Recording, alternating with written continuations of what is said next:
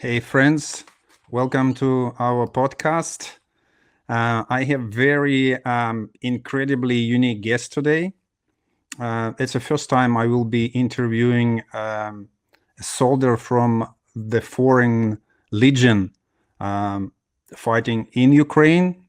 Uh, so uh, I I would give you the turn, and your name is Trivikram Das, and also you known as the Travis.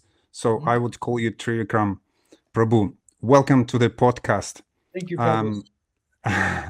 Thanks for being part of this. And the theme or name of this podcast, I've chosen as a courage, purpose, faith, and the intersection of Dharma and war. Yeah. Kind of big words. So Yes. just to begin with your background, Trivikram, and then probably motivation, what brought you to Ukraine. So please tell me about yourself. I'm 29, about to turn 30.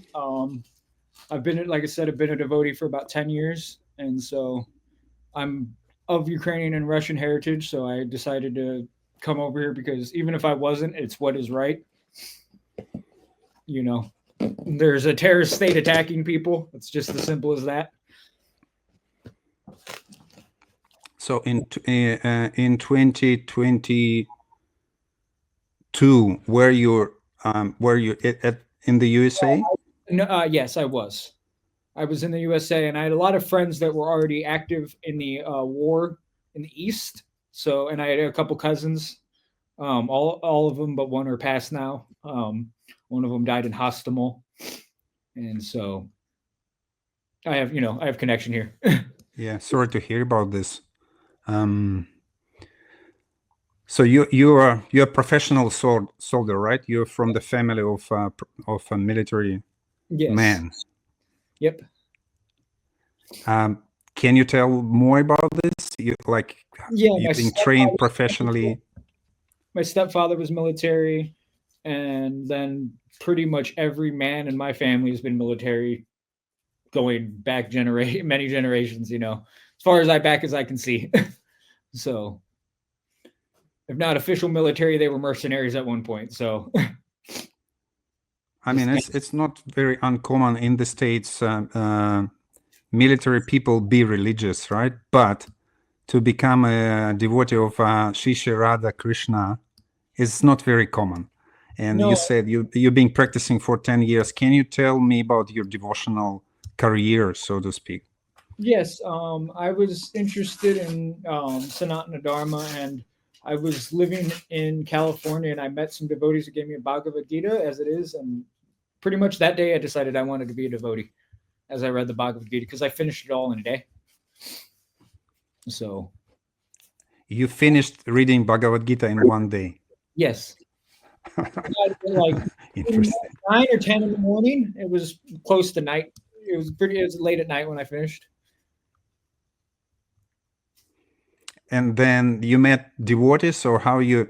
As I know, you're part of Nityananda Parivar, and Yes, you met you I met one of Prabhupada's Guru. original devotees. Originally, A.C. Bhaktivedanta Prabhupada's devotee. Um, I met that's who gave me the Bhagavad Gita, a devotee who joined in 1966 or 67.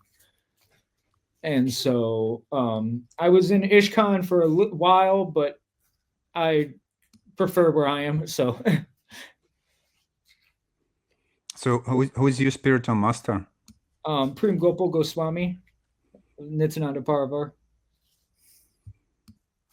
Can you just tell a bit more about the Parivar? What's the main objective of Nityananda Parivar, and do they preach much, or they more focused on like internal bhajan, this sort of things? Both preaching and internal bhajan. So it depends on what guru you go to. My guru does both. He's very big into preaching, though. Some gurus, if it depends. Some gurus don't do much preaching, because they live in India. They don't have to really, they're focused on their bhajan. But my guru, he does preach. He goes around the world and everything. So another question then comes to mind is, I know many Bengali Vaishnavas, they are very peaceful people, and they're more focused on internal bhajan, and they don't know much about any politics or situation in the world. No, Some they of don't. them don't even know that war is still going on in Ukraine. Well, I actually had a lot of them that were surprised that there's a war going on here in my part. I was like, okay. Do they object that you're part of this, and you're doing your duty in Some Ukraine? individual devotees, but they're Russian and an American. They're all Russians and an American. So, of course, they're going to object. So what's the objection? They don't want me killing Russians. Okay, but you don't kill Russians. You killing, so to speak, invaders, right? You don't just go and kill Russians. That's a stupid idea. But they see it as, they're pro-Russian. They are Russian, so they see it as taking over this land as a good thing.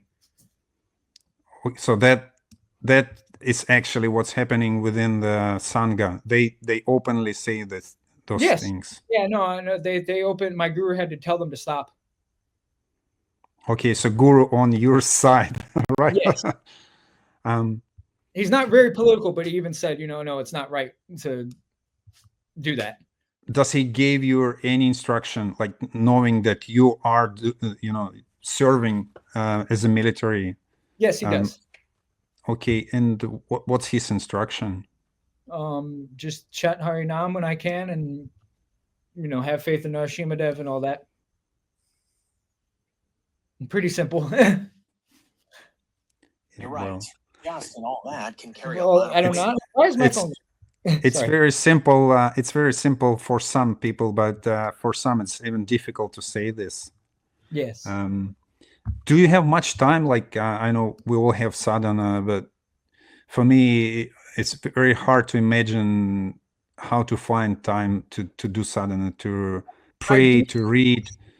3 to 4 rounds a day, mm-hmm. which is the minimum that we're supposed to do in my line.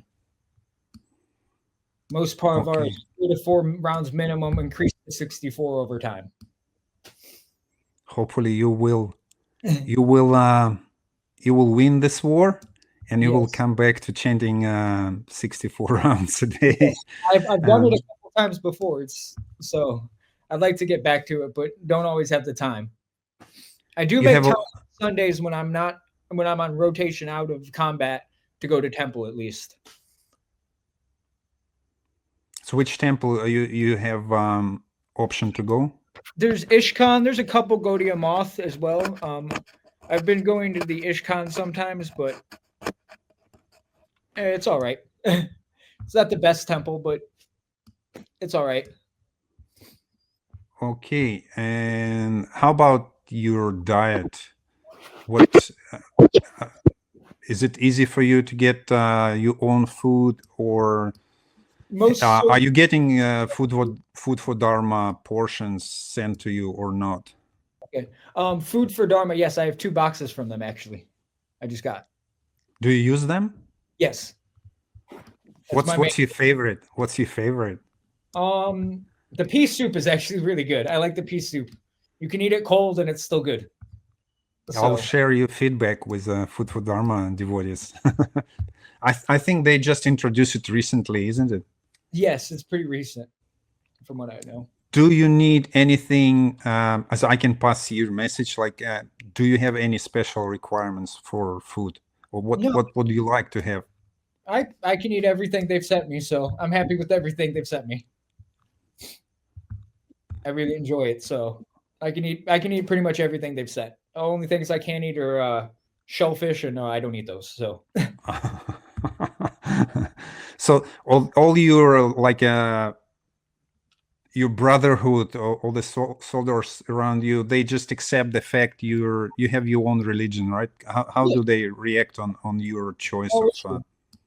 Some people might ask a question, but that's about it. I've actually been surprised. Everybody's been more respectful than in America, even. So what do you reply usually? Like if it's a short conversation, what do you say about Like your if someone belief? offers meat, it's not my religious belief. I don't eat meat, and most people just accept that. I just try to keep it simple too, because not many people know what Hare Krishna is, even over here. So I try to keep it short and simple with most people. All right, Trivikram, can you tell me and our listeners, viewers, any stories? I mean, it's probably every story is a far out story out there.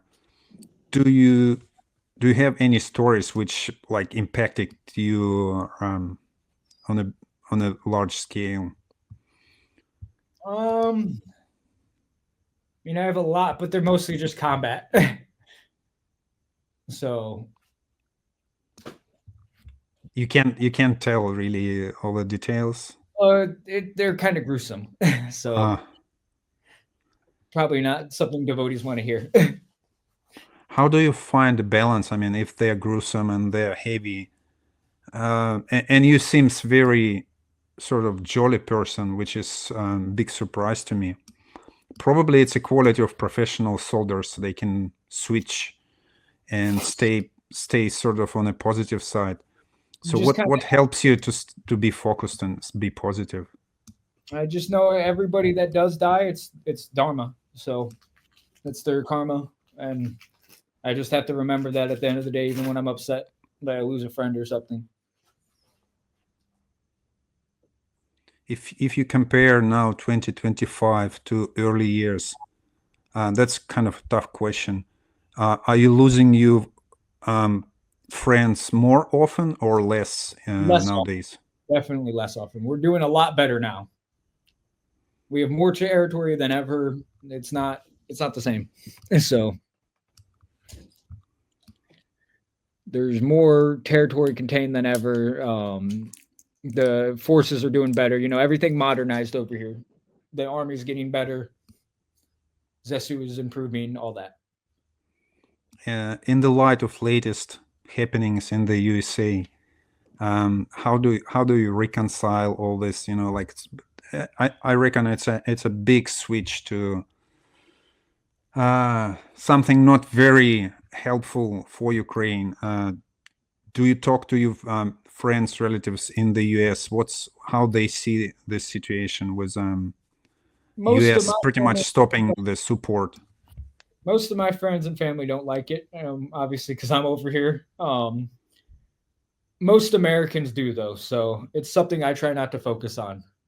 I'm not there, and if I focused on all that news, I know guys who do, and that's all they think about, pretty much.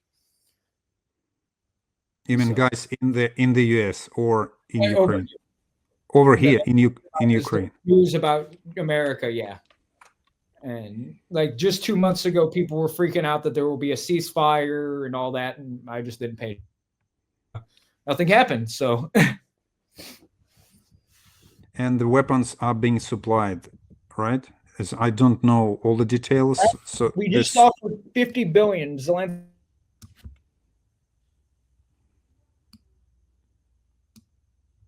And Trump denied $50 billion of money.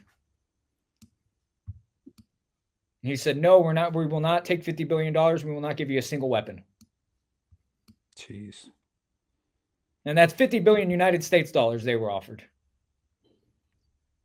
Not a small sum, because I'm sure he's been saying, oh, they've been taking it for free, but no, we just offered to buy it, and he said no. So is it like fixed decision, or they will still negotiate? It seems pretty fixed with Trump. It seems pretty fixed that he is not going to ever help Ukraine. So it's just like in the missile attack the other day, Sumi, he blamed Ukraine for it. Oh yeah, he does. So he does that. He thinks that like the war was started here, which I as I have family and friends over here since the beginning of the war. That's not how it is. I actually have family that speak Russian from Donbass, and no, most of them wanted to be Ukrainian. They did not want to go back to Russia. And it's never Yeah. been part of Russia officially, other than the empire, which, okay, all of Ukraine was part of the Russian Empire.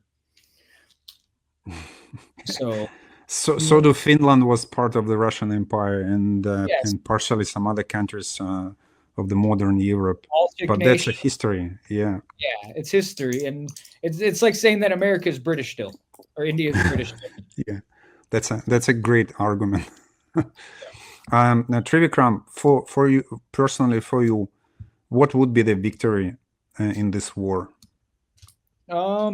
Like in sort of in a military sense, in a spiritual sense, what would you say? Just them. Honestly, it'd be the succession of invading. So they pull out of all territory and go back. It's pretty simple. They can do that any day they want. And Russia just spent half of their money too. The other day they were officially at half of their money gone. You mean like national budget? Yep, their treasury is half of it is gone. They also had to spend half of their gold. But they still have another half. That's Yes, a scary thing. Half. Yeah, but they're offering much more now for suicide missions to Russians. So there's kind of a trade-off. It's going to go a lot quicker this time. It's like right now they're offering 40 to 50,000 United States dollars if you do a suicide mission, which for people in areas in Russia, they only make $200 a month. So that's over 10 years of work. That's how you call it, suicide mission. They don't call it suicide mission. Oh, no, they openly say it's a suicide mission. You're going to go die. The Russians they do not hide that. So they offer money, like supporting family. You can leave your family those money to your family. Because they make about $200 in a lot of the areas where they get soldiers from. So you're going to get $40,000 if you die. So you help your family out with over 10, 20 years of work. It's over 20 years. That's not a great motivation, is it? Go to fight. But those people, it's all they view as money. They're not, even their religion isn't. They don't care about things like that. So the money is more important to them. They're happy to kill and all that for money. Yeah, mentioning religion, I mean, it's a whole concoction in the Russian Orthodox Church that Muslims, this war is a religious war and etc. etc. It's a whole thing. They're not even Orthodox anymore. Most of them, they've been infiltrated because they've been in schism by other religious groups, and now they don't even believe in Orthodoxy quite properly. So, have you had a chance to talk to anyone, any captured Russian, and ask them any questions? Or I've dealt with captured Russians. Don't really have many questions for them. I already know why they're here. It's all the same answers. It's always the same. I want to be here to kill Ukrainians, and I'll come back if you let me go. There was recently an interview with one of the Bucha massacre people who did the Bucha massacre, and he said, "Oh yeah, I'm proud of what I did, and I will go. And if you let me go, I will go back and kill more Ukrainians." And they know that they will not being killed for saying this. No, these were civilians. Bucha was civilians. They took a bunch of men. I mean, like when the soldier's saying this, he's not afraid to be killed right on the spot. Saying this doesn't do that. We're not Russia, so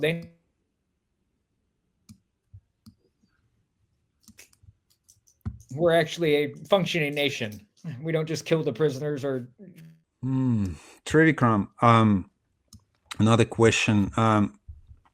What message would you give to other devotees if they decide to go and fight for Ukraine? And they sort of feel torn about being involved into this. What would be your message? Well, at the end of the day, we only have one life, and you have to do what's best during that human life. And I mean, at least for me, I had to do something about what is going wrong in the world. And I don't know. At the end of the day, I think Krishna would be happier with somebody that does what is right, even though it's not the. I know a lot of devotees say it's not the devotee thing to be a soldier, which is kind of crazy to me because the Bhagavad Gita was written for a soldier, not for random people. It was written for a soldier. So, but I think Krishna would be more happy with this, and all the other devotee soldiers I know do too. So, we know what we're doing is right, at least. Yeah, for those who don't know that we've got more than 200 Hare Krishna devotees of different, they belong to different Vaishnava organizations. Yes. Yeah, fighting for Ukraine's freedom, and Trivikram part of this mission, and on behalf of all the Ukrainian people and especially Ukrainian devotees, I would like to thank you for what you're doing. This is something which can be repaid by Ukrainians. You're pretty much sacrificing your own life. So thank you so much. We have 20 minutes in conversation. We sort of covered a lot. You're not very talkative. You're very I'm sorry, precise with your I had a answers. long night, as I explained. I'm Yeah. normally more talkative, but getting stuck on the other side of Kyiv and having to stay at somebody's house who I didn't know.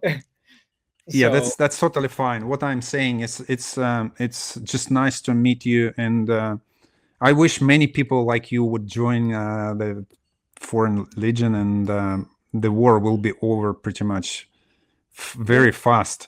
one thing I have to say to devotees is, if you don't support Ukraine, just look at what Russia has done. Look at the Bhagavad Gita as it is trial in Moscow. They tried, I don't know if you know, but Russia tried to ban the Bhagavad Gita as equal to Mein Kampf. They said it was a hate work equal to Mein Kampf. The Bhagavad Gita as it is. Not any other one. Prabhupada's translation, Srila A.C. Bhaktivedanta Prabhupada's translation. And you know that the guy who was in the court defending Bhagavad Gita, Professor Karpitsky, who is from Russia, he is in Ukraine, and he is supporting Ukrainian devotees big time. I did not know that. It is a big plus to Ukraine, just to show that even he is over here. Yeah, because he can see in Russia they totally twisted everything. They turned everything upside down. Even devotees, they're just getting prepared for 9th of May thing. Most of the Russian devotees, as I know, even I know a lot of Ishkan ones, I know a lot of Parvar members, I know a lot of Gaudiya Math members from Russia, and they think, one of them brought up to me the other day, there were Food for Life devotees. 2 of them died in Russia from an attack from a Ukrainian missile, apparently. I don't even know. I have not seen the proof on that, and honestly, at this point, I really don't care either. If they did die like that, they shouldn't have been helping out a demonic nation. You reap your own karma. Krishna wouldn't have. There is evidence, Trivikram. There is evidence they were collaborating. They were pretty much. Ishkan. I will say this: I don't have an issue with Ishkan, but even here in Ukraine, Ishkan is filled with spies. Why do you think so? Oh no, I know this. I've had my own info reported to me the day after I went to temple. Wow. So yeah, no, Russians got my info that day. How we deal with it? With Ishkan, I tried to talk to the temple president. He doesn't really care. He doesn't believe you. Oh no, he believes me. I showed him the proof. I purposely told the devotee there. I purposely fed them a piece of info that I didn't tell anybody else to see if it would be reported. You sure you didn't share information with the spies directly? Wow, that's something new for me. I never heard about this. I gave them a false piece of info, and they will tell, but they will tell on Ukrainians as well. They have no conundrum with it. They don't have any problem with it. They don't see it as a issue. Most of them are very anti-war. So a lot of them would collaborate, sadly. And so just like with those Food for Life devotees, the I'm new also information. counting general Vaishnavas in general. So Oh yes, there, it could be. The Madhva Sampradaya was hit one time out here. That caused quite a few deaths.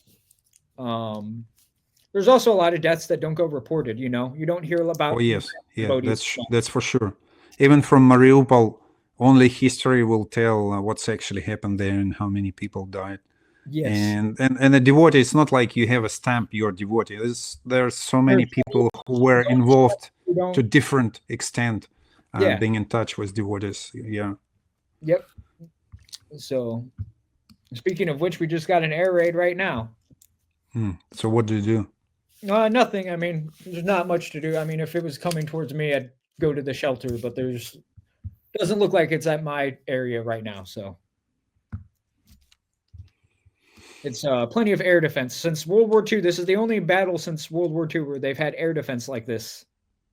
A lot of people don't understand that this is actually pretty much the scale of World War II almost. Early World War II, before the West got involved the same level.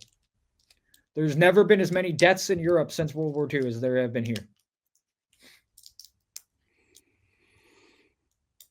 So, Trivikram Prabhu, I would ask you for a closing reflection in our conversation.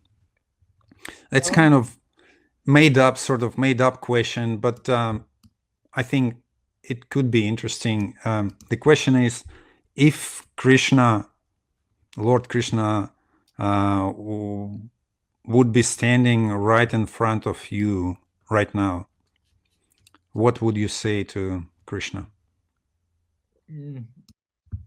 I would just offer everything I could to him, honestly. I don't, as I said, I know what I'm doing is right in my heart. So, and every other devotee soldier I know does too. We don't have a doubt in our mind. When you're out there and you see what the Russians are doing, it's one thing. Before I even came here, I knew Russia was a terrorist state, but it's another thing to see the deaths of children right in front of you. And then see the people who'd killed the children laughing. So I definitely know what I'm doing is right, and I would just offer Krishna everything, honestly. Sorry, I don't have a better answer for that one. It's not a thing I think about directly much. I mean, it's a powerful answer. That's what we all should do. We are on front lines or not. That's always what we need to do. In a spiritual battle. Everybody is. So. The name of my podcast it's a first and foremost. I just call it like this. Initially, I call it in Russian "Важно." Then I thought, okay, let's change it from Russian name to something else, and perhaps maybe call it in English "First and Foremost," which is reflecting. I just began to interview different devotees. I don't have many podcasts, but I will be asking all the people what's first and foremost for them right now. So what's the first and foremost truth you live by today, Trivikram Prabhu? I would say, following Mahaprabhu's words and just trying to make sure that this war ends. Doing my part to make sure that this war ends. Everybody has to do their part to make sure it ends, and at least I'm trying to do mine. As I said, at the end of the day, when I do die, I at least want to know that my karma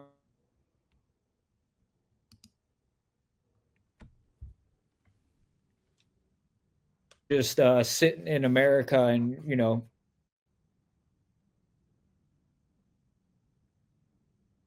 in America, but I can chant in the front line too. Thank you so much, Trivikram. I have nothing to add. Thanks for your time, and thank you, Prabhu. Thank you, Prabhu, to you, and have a great day, and stay safe, be brave, and kill as many invaders as possible so this war will end soon. I'll show you one thing before I leave. We got all the devotees even Jai Narasimhadev. Yep. May the force of Narasimhadev be with you, Trivikram. Thank you, Prabhu. Have a good one. Hare Krishna. Hare Krishna.